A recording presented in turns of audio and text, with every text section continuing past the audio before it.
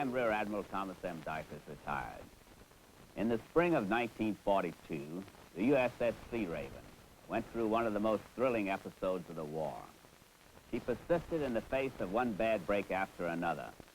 The success or failure of her mission rested squarely on the shoulders of a young ensign who volunteered for a most hazardous assignment. In April 1942, it was believed that a Japanese task force was planning a strike at Western Australia. One of the Allied ships available to meet this threat was the USS Searaven. She came up from her berth at Albany in southwest Australia to take part in the defense. Lieutenant Commander Hiram Cassidy of Brookhaven, Mississippi, had taken command of Searaven just 2 hours before she sailed. A new command suddenly assumed, a patrol destined to be different. By the time the Searaven arrived at Fremantle, West Australia, the situation had changed, and so had Searaven's orders. All right, Captain. Cargo in the after torpedo room is all braced and short, sir. Thank you, George, and good morning. Yes, sir.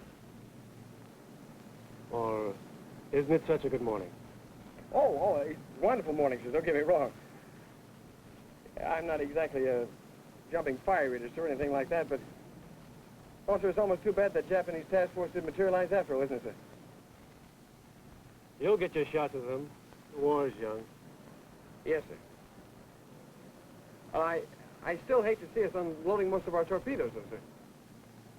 Orders are to bring 3-inch ammunition to Corregidor. Somebody has to do it. And those 8 torpedoes we have in our tubes can be fired if necessary. Well, yes, sir, but they can't be serviced. Or can they, sir? No. Not with 45 tons of 3-inch shells blocking the tubes. You know, you're learning, George. Thank you, sir. I just hope I'll be able to stand my own watch as diving officer before the patrol's over with, sir. Patience, New England. You'll get there. Thank you, sir. On April 9th, history arrived at one of its grand climaxes, and with disaster came change. Bataan has fallen. Well, Iraq won't be needing that 3-inch stuff we're carrying. Cruise offensively against enemy, then return to Australia. A limited cruise, of course, considering our reduced armament. Reduced armament? Sir, we're loaded. We're a floating bomb. Exciting, isn't it?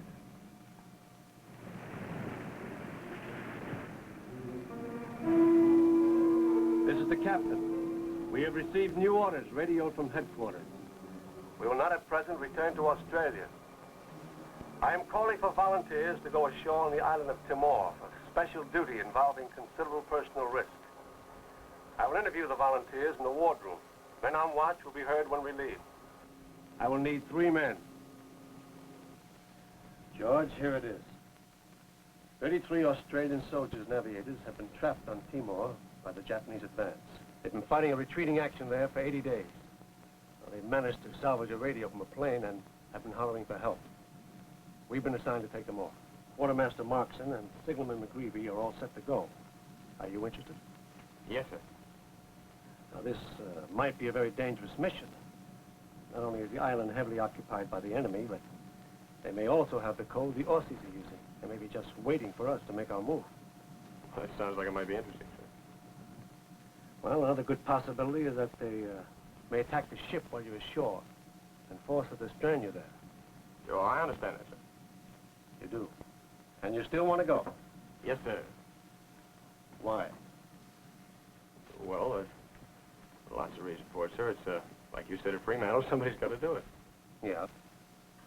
And, well, sir, I guess I'm still sore at the Japanese for bombing the tender I was on in Manila and chasing us out of the Malay barrier. That was the orders, you know. And, well, sir, I hope this won't work against me. Go ahead. Well, there's my being a reserve officer and never having gone to submarine school.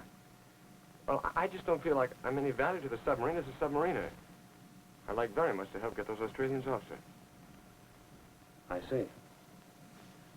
Well, you did go to Massachusetts Marine Institute, And being from the New England coast, you'd know small craft.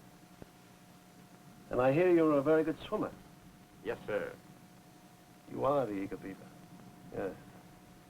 When the Beaver looks like first-rate submarine material, I'm for him. Well, thank you, sir. Just a moment. There's one more thing. Now, this island is swarming with Japanese. They've warned these Aussies to surrender or expect no quarter when caught. They will not be very easy on anyone trying to save them. Okay, New England. There she stands. Now, George, let's talk about Timor. Approaching Timor, Searaven submerged and cruised back and forth a mile and a half off the beach.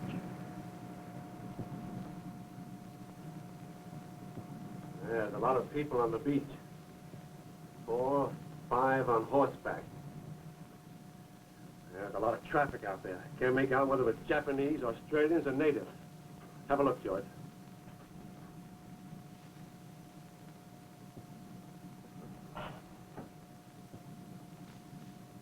Down scope. We attempt contact Tuesday night. Let's hope they show. At 2 a.m., the morning of Monday, April 13th, an enemy submarine fired a torpedo at Searaven. It missed, but it was near enough for sonar to hear its propellers. At 6:40 p.m. of the appointed Tuesday night, Searaven surfaced 1 mile off the beach.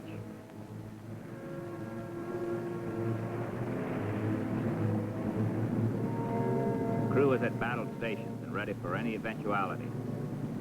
The utmost precautions were taken against the possibility that the enemy knew Searaven's movements and might mount a surprise attack.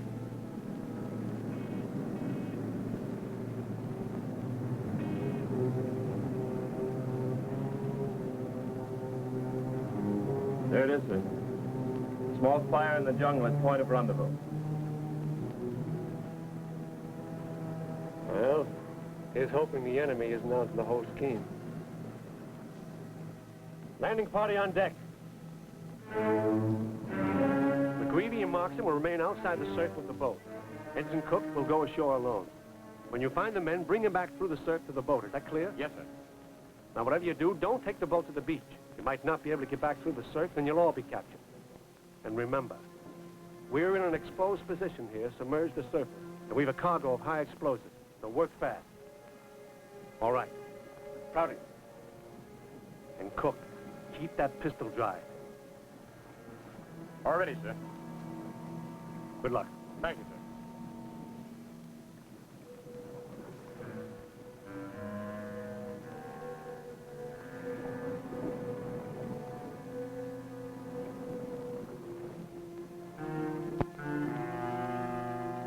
Hold it. Steady right here.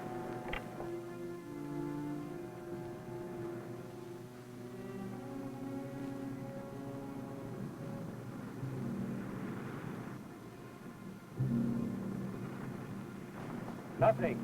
Well, we saw their fire signal earlier. Maybe they're just lying low and waiting. They know we're coming. Like building anchor. What are we so mousy for? That surfer drive out a strange gun. That's a lot of gun to swim with, sir. Oh, the breakers will carry me in. Think the breakers will accommodate you coming back? You take care of yourselves. Take care of ourselves. Say, if I'm not back by 2:30, go on back to the ship. They've got to submerge before daylight.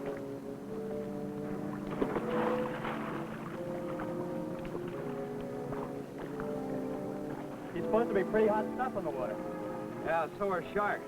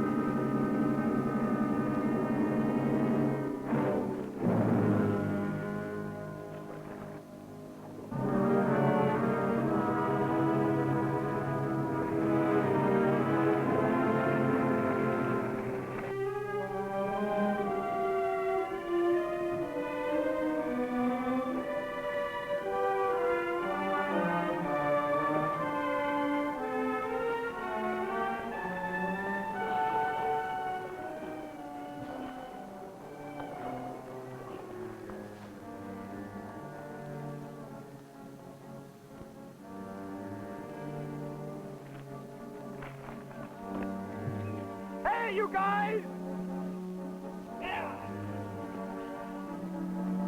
Hey! Hey, you guys! Guys?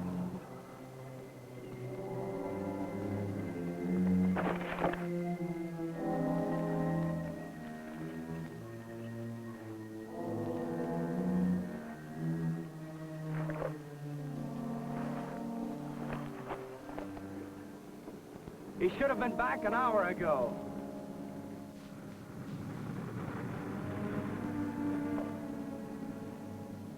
Not a sign of anything, sir. It's getting light soon. Yeah. Well, we'll give him another half hour. That'll be stretching it. These waters are pretty heavily patrolled. We'd have heard shots if anything was wrong. You don't know. These Japanese know jungle fighting. They could reach out of a tree and clobber Cook before he knew what hit him. Besides, he had to go inland to make contact. Could have been shooting. Hey.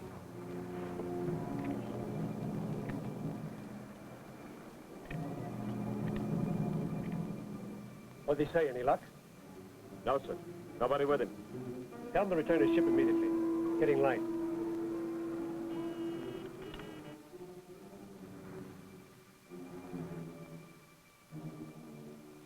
Well, I don't know who they were, sir, but if they were our Australians, why did they run? Could they have been natives? It's kind of hard to say, sir. I don't know if they were Japanese. What they have to fear from one American. It beats me. Maybe we'll have another chance, George. I'm sorry, sir. Why? You did all you could under the circumstances, and you did fine. Are you sure you're feeling all right? Oh, I'm just a little bush there. I'll get some sleep.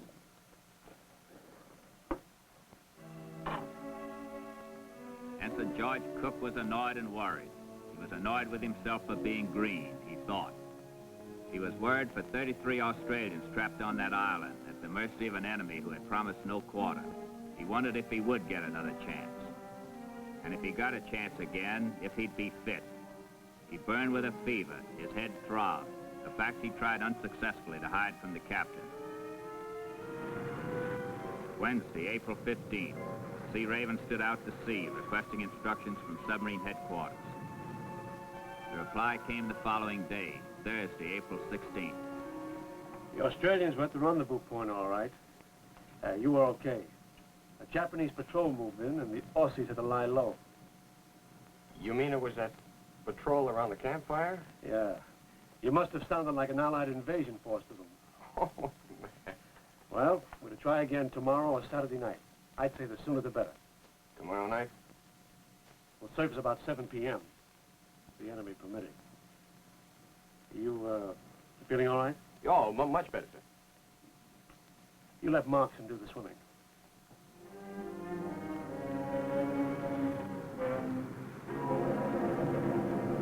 Remember, the same situation prevails. Orders are the same. Both outside the breakers. I understand, sir. Good luck.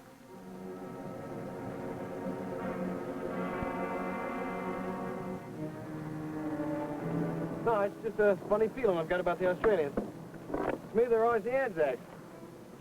There never were really too many of them, but boy, what a reputation those guys have got. Same way with the Canadians, same way with the Highlanders. Got a pull for people like that. Now, you'll probably find them in the jungle just beyond the beach. Take this and secure it to a stump or a tree or something so you can pull your way back through the breakers. And if you run any trouble or need any help, it's 5 short flashes with that light. Good luck to you. Aye, aye, sir. Good luck.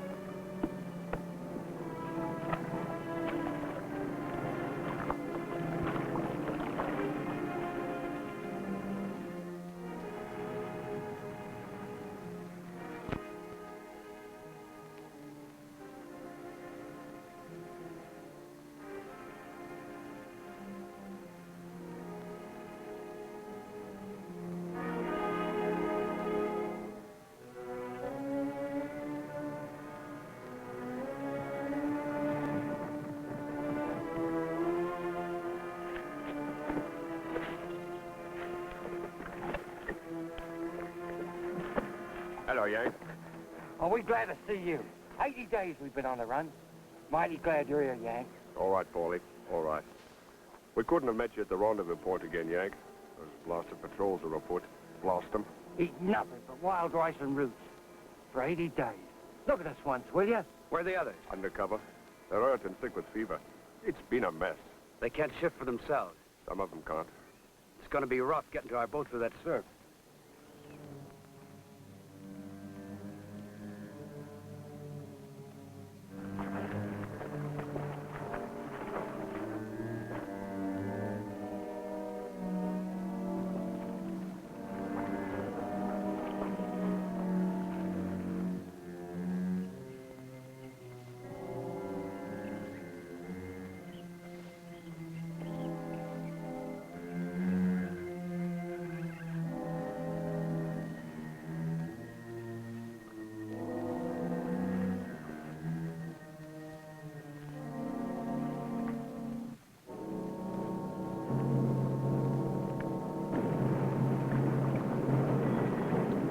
Ship contact bearing 300.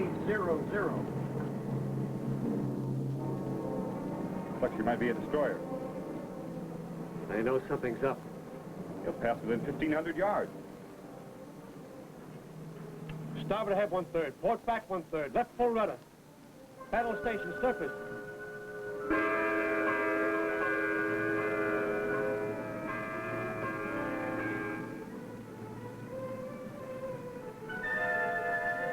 We don't dare try a torpedo.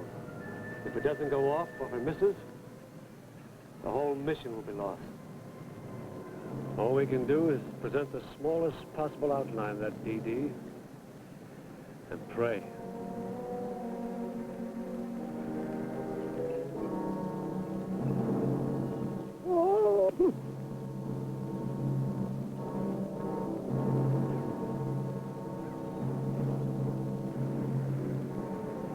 They spot us, we haven't got a chance.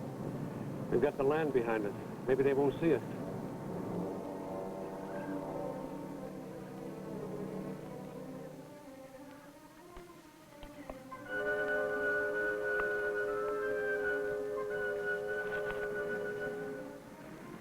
Maybe.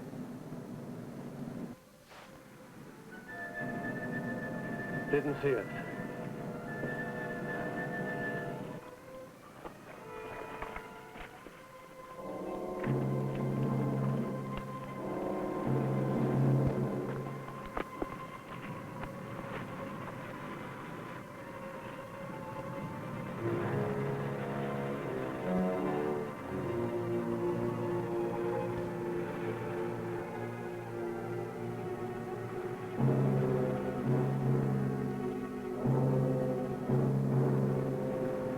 We swim and pull ourselves out by the stern line.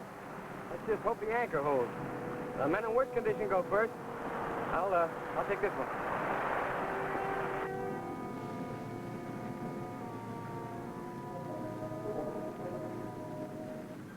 Take it easy with him. He's fast.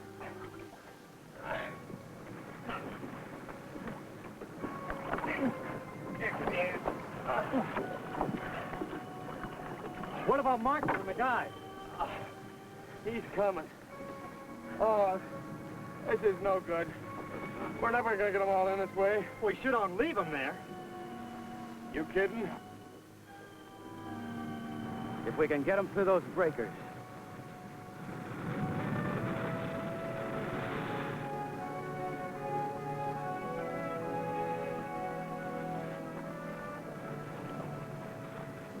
Here's Mark.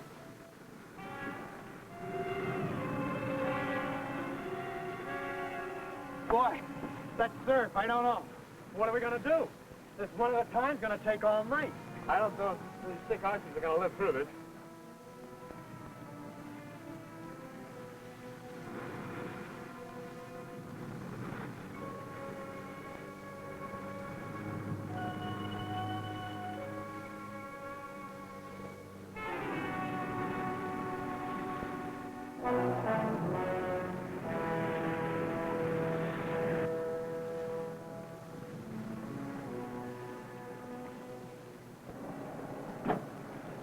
That's the last of them, sir. Makes 33 in all. Get the boat aboard. I don't want to lose any time getting out of here. Aye, aye, sir.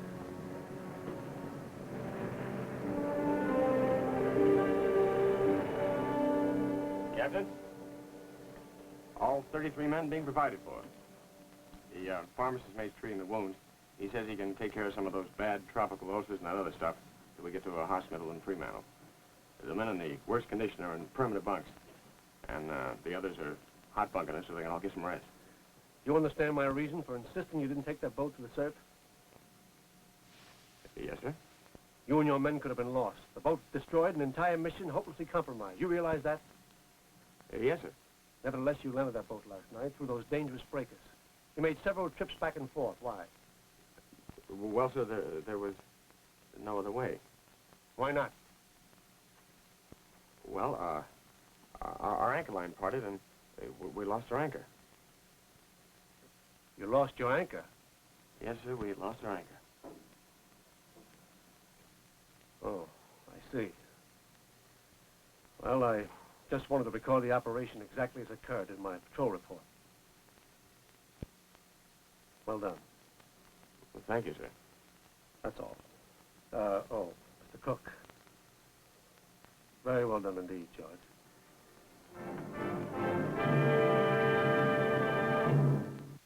I'll be back in a moment with our special guest. Fortunate to have with us the hero of our story. That's the George C. Cook, who is now Commander Cook, United States Navy. George, when you volunteered for submarines, you probably had no idea you'd go through one of your most hair-raising experiences ashore. That's right, sir, and especially on an island as remote as Timor. You must be quite a swimmer to have made those trips through the surf, particularly carrying a man on your back. Well, I was brought up on the shores of Massachusetts and been swimming practically all my life in the surf. How did it feel to have all those strange people scatter for the jungle when you turned the light on your face? Even before I turned the flashlight out, it was one of life's darkest moments. You were decorated with the Navy Cross for this action, and you certainly deserved it. Congratulations to you. Please be with us again for another true and exciting story of the silent service. Take her down and up the line, through the deep blue underneath the ocean. We'll control the ocean wide, from down, down underneath the sea. Safe and cold will pass the word in the future yet to be. That will take as long as then our submarines are underneath the sea. So ring for time.